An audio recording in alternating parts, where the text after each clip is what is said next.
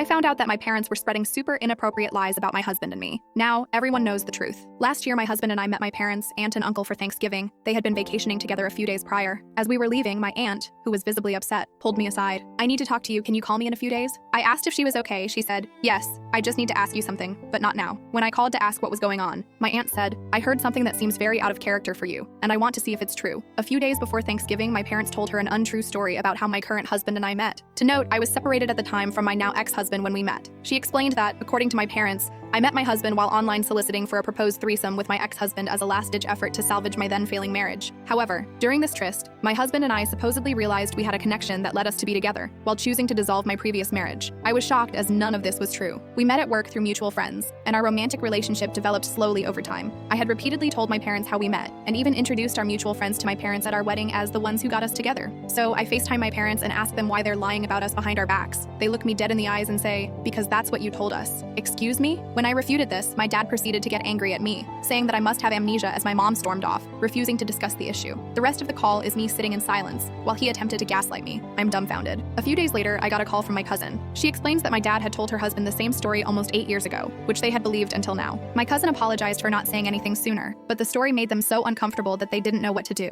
Husband and I wrote my parents an email explaining what we had discovered, and asked them some simple questions like, "Why did you make this up? Who else have you told?" etc. We've been emailing back and forth for almost a year and gotten nowhere. Their story keeps changing, the blame keeps shifting, and they have continuously tried to diminish the seriousness of this issue, even saying, "No one thinks any less of you because of it." What? It never happened. Period. The only apology we've gotten is, "We're sorry for upsetting you." You mean you're not sorry for lying about your daughter for 10 years? Most recently, they have almost demanded that we forgive them and move on. Since we haven't forgiven them yet, we're responsible for my mother crying all the time, and essentially breaking the family apart.